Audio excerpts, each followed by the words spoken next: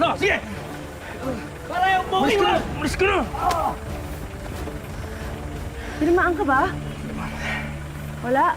Sigurado ka? Hindi, ma'am. Dito, dumaplis lang ako. Yung kamay niya. Kailangan kang dalhin sa ospital. Hindi na, ma'am. Okay na ako. Kamusta kayo, ma'am? Okay kayo? Wala. Madaling sabihin na walang sukat at hangganan ang pagmamahal ng isang magulang.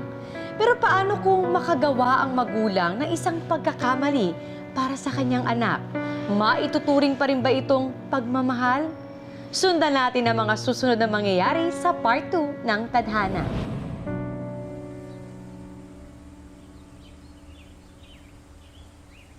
Dayan,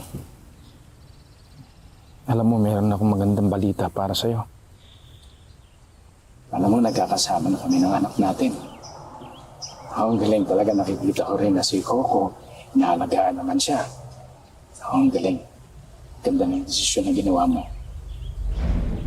At least kahit na paano, pagka ganitong inagawan na ako ng buhay at nagkasama na tayo.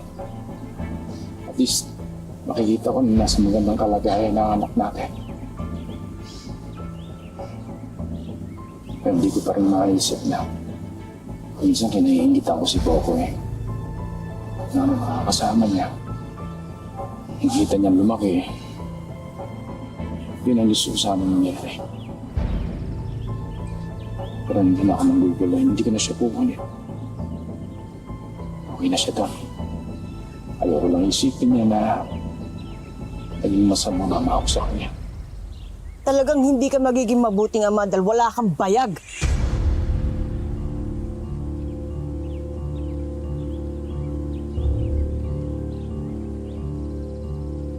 So, ikaw pala nakabuntis kay Dayan. Sabihin mo nga sa akin, bakit hindi mo sinabi? Anong balak mo? Gusto mong agawin sa akin ng anak ko? Hindi, Coco. Wala akong masamang intensyon. Maniwala ako sa akin. Trust me. Wala akong masamang intensyon. Trust you.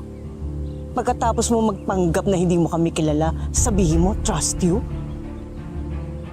Sinasabi ko sa iyo ha, kung gusto mong agawin ng anak ko, magkakamatayan tayo. Coco, please. Maniwala ka. Wala talaga akong gusto ko lang makasama yung anak. Gusto ko lang siya makakita. Maniwala ka sa akin, yun lang ang gusto ko. Wala akong intensyon para lokohin kayo. Huwag na huwag ka nang babalik sa bahay ha. Huwag kang lalapit sa anak ko. Ako hindi. Makinig ka sa akin. Dapat maniwala ka sa akin. Kailangan malaman mo to. Dahil kailangan ko makita talaga yung anak ko. Coco, may lupus ako. Hindi mo ako makukuha sa mga drama mo. Hindi ako nagsusunili na sinasabi ko, Coco. 2 taon lang, baka hindi pa nga ako umabot. Yun ang sinabi sa akin. Please, gusto ko lang makasama yung anak ko bago akong mamatay. Yun lang ang gusto kong mangyari.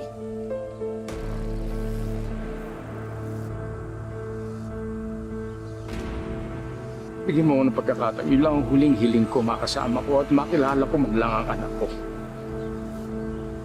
Please. Payag ako. Pero wag na wag mong sasabihin sa kanya ang totoo hanggang sa mamatay ka. Huwag mo nang guluhin ang utak ng anak ko. Hayaan na lang natin na ganun. Salamat.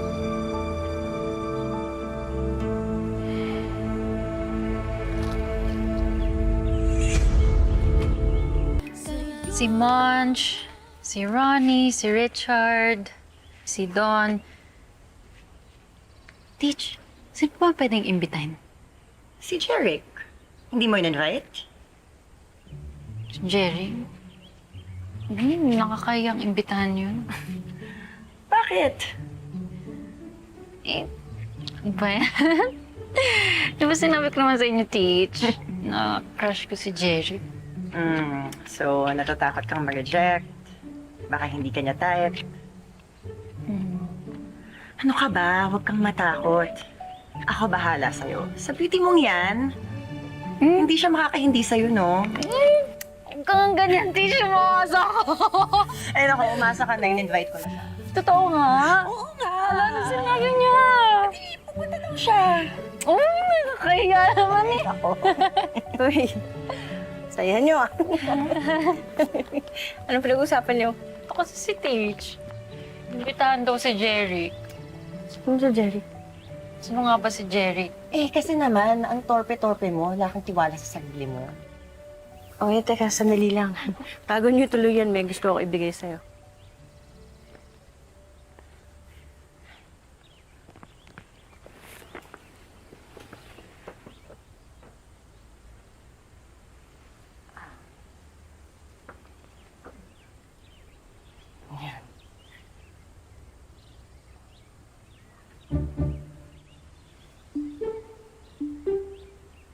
Bakit?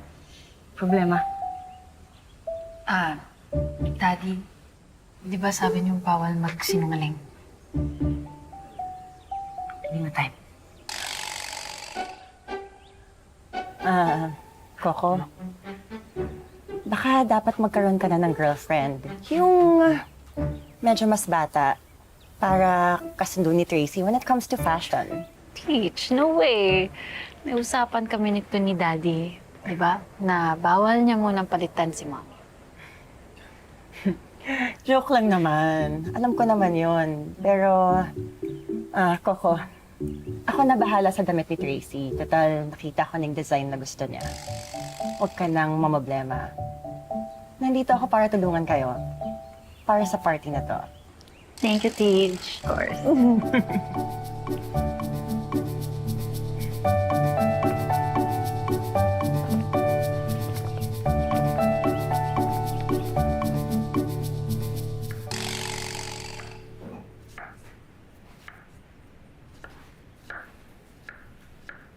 Ma'am. Yo. Wala po sa labas ng mga grocery. Oo, sige.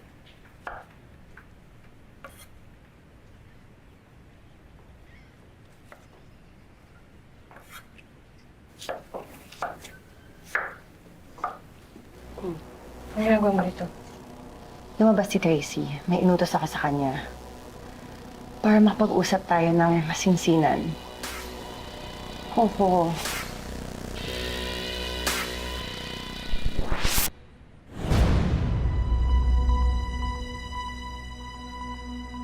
Ano ba? Coco, mahal pa rin kita. And I know na mahal mo din ako. Magpakatotoo ka sa sarili mo. Hindi kita mahal. So, gano'n na lang yun? May nangyari sa atin, tapos wala na? Nagkamali ako, okay? Pareho tayong lasing nun eh. Kung may babalik ko lang yung oras, hindi ko yung gagawin. And I'm sorry. Sorry? Please. Please. Ayokong magalit sa ating dalawa si Tracy. Coco, mahal kita. At alam kong mahal mo ko. Huwag mong gawin sa atin to.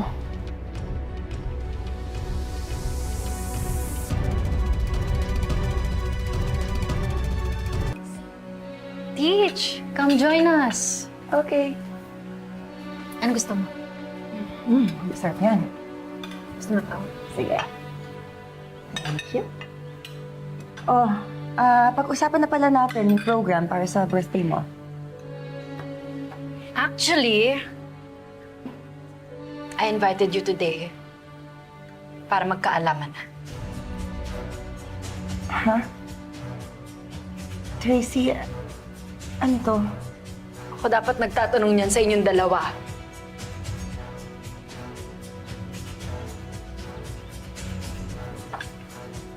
Anong kalokohan ang namamagitan sa inyo ng daddy ko, ha?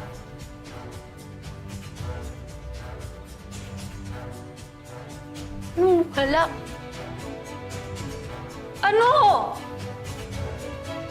Walang sasagot sa inyo? Wala! Daddy naman! Sabihin mo sa akin, wala! Nangako ka sa akin, di ba, na hindi mo muna pagpapalit si Mommy? Kasi alam mo, natakot ako na makalimutan ko siya na ayaw ko rin na makalimutan mo siya.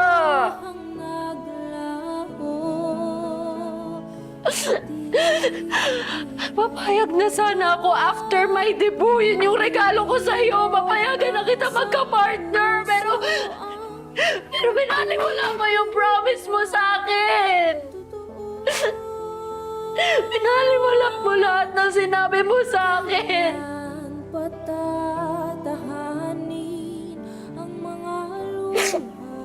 Sino nga ba naman ako? Hindi mo naman ako totoong anak. What did you say? Totoo naman, di ba? Hindi mo ako totoong anak, kaya nagsisinungaling ka sa akin. Hindi mo sinasabi sa akin lahat. Baliwala sa'yo lahat ng promises na sinabi mo sa akin. Wala kang pakialam talaga sa nararamdaman mo. Kaya lahat ng iyan tinatago mo, mga sarili kang tao.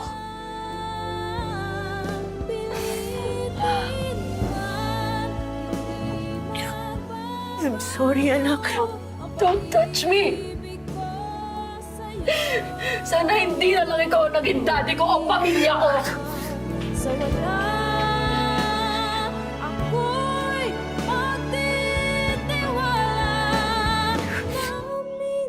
Mang Christian, halika, alis tayo. Ha? Saan tayo pupunta? Hindi ko alam, basta ayoko dito. Nag-usap na ba kayo ng daddy mo?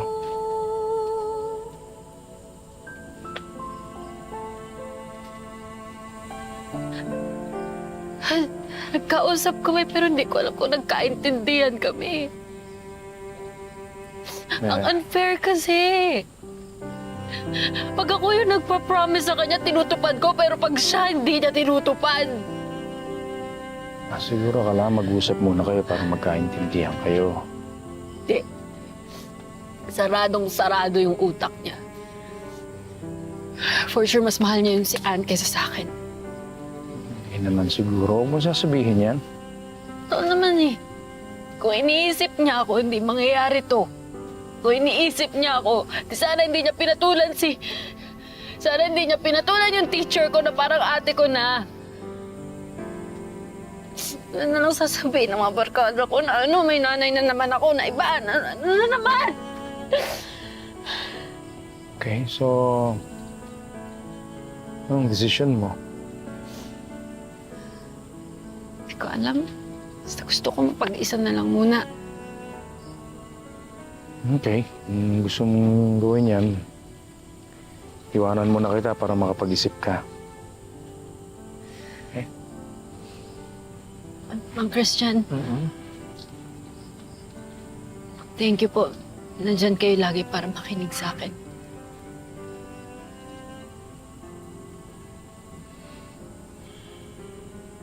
Tracy!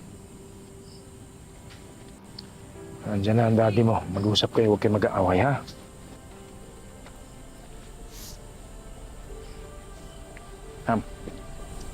Halika na. Hayaan mo nga ako! Hayaan mo ako! Halika na! O bakit ba? Ano ba? Tingin mo ba naglalandian kami ni Mang Christian? Hindi ako kagaya mo! Napakalandi mo! Hindi mo sinasabi sa akin lahat! O sabihin mo na kung anong gusto mong sabihin! Pero ako pa rin ang daddy mo! Daddy kita! Hindi nga kita kadugo! Di ba? Hindi mo sa akin sinasabi lahat! Sumusobra ka na! Halika na! Umuwi ka na! Aray! Ano ba? Ayoko nga! Tama na, nasasaktan yung... Alam dito! Huwag mong sasaktan yung anak ko!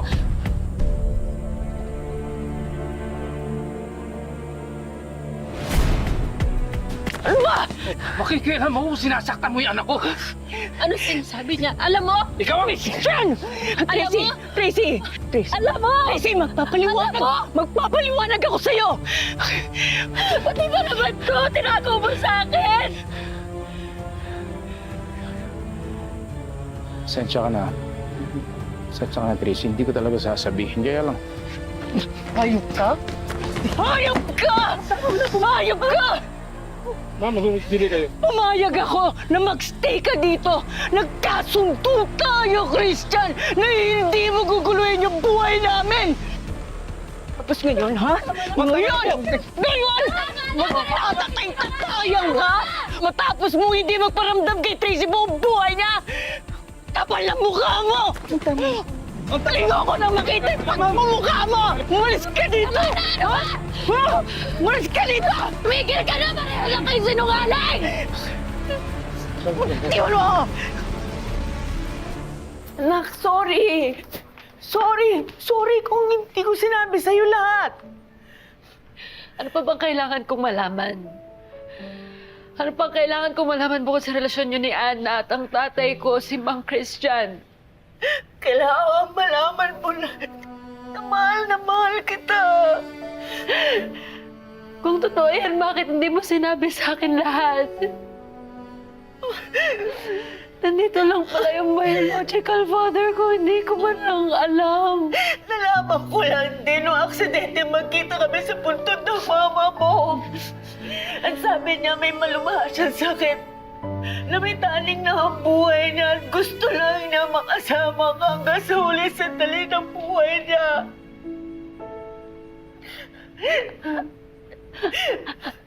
At di ko yun malalaman kung hindi pa ito mangyayari. Hindi ko alam ang gagawin ko eh.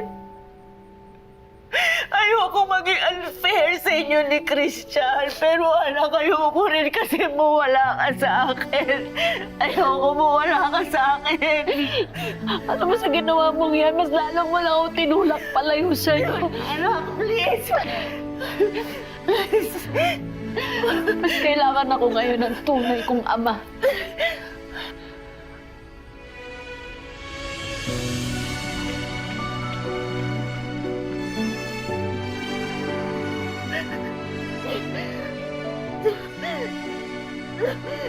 Anak.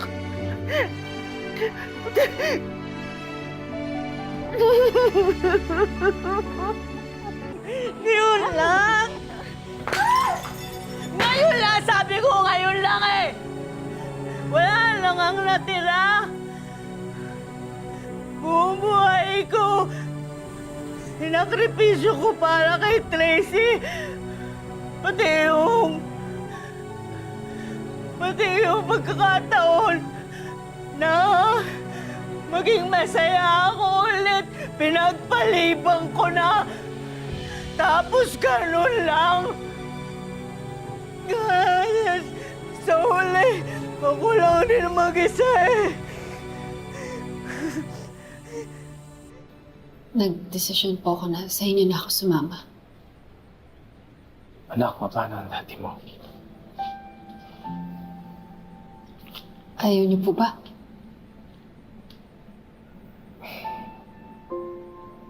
Actually, gusto ko talaga. Alam mo to, para sa'yo to. Ayan pa lahat yan. Taon-taon, dinadasal ko sa Diyos na sana mabigay ko sa iyo ng personal. Pero humihina ang loob ko. Tuwing iniisip ko na lumalaki ka sa pagmamahal nila Coco. Mahal na mahal ka ni Coco.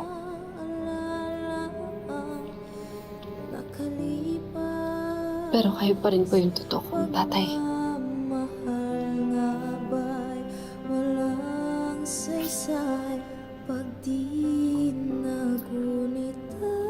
Ay,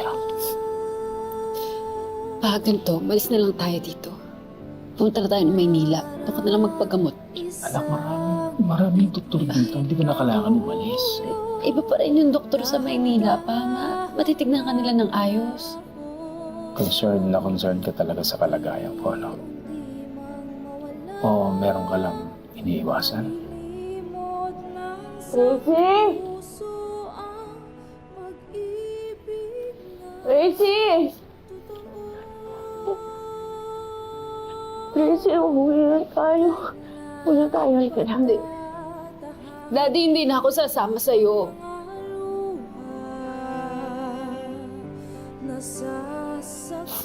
Pwede ba? Hindi na ako bata. Pwede ba kaya ko na magdesisyon para sa sarili ko?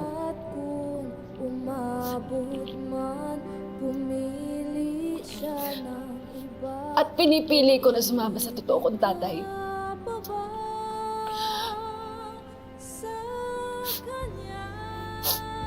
Umalis ka na.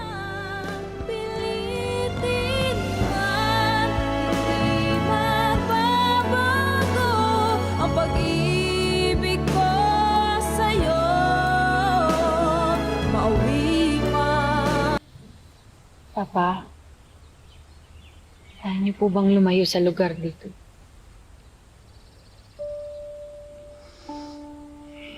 Tracy, nandun ako sa kahit na anong lugar mo gusto magpunta. Ikaw na lang ang buhay ko.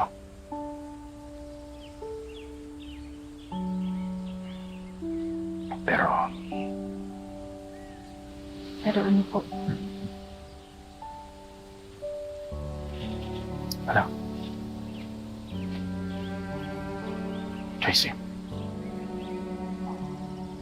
naisip-isip ko lang kasi yung mga nangyari nung nakaraan. Meron tayong mga maliliit na desisyon na magiging malaki ang impact sa kinabukasan. Ito ba talaga ang gusto mong mangyari?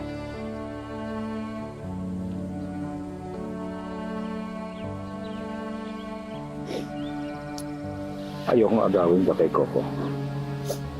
Malaki ang utang na loob ko sa kanya. Pinalaki ka niya mabuting tao. Hindi yun madali para sa kahit na kanino. Yung alam ko lang, mahal na mahal ka niya.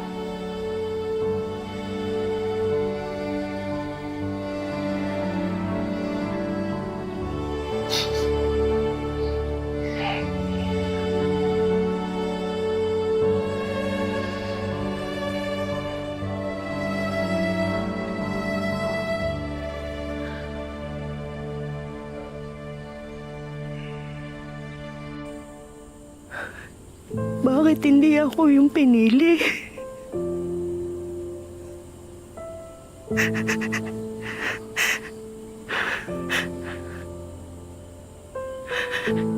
Ibigay mo na naman sa akin to.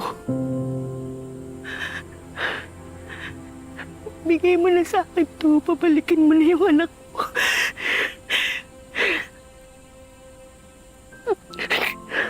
Dad. Daddy. Anak. Bumalik ka.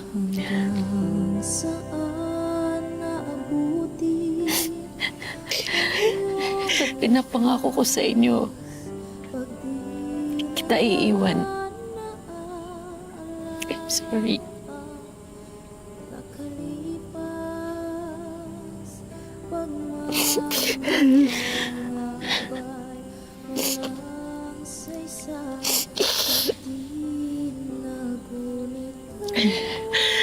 Sorry.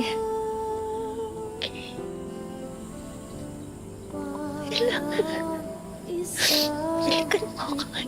Balikan mo ako. Dahan-dahang naglaho, unti-unti mang mawala, di malilimot ng isang puso ang pag-ibig na totoo. Ako pupunta.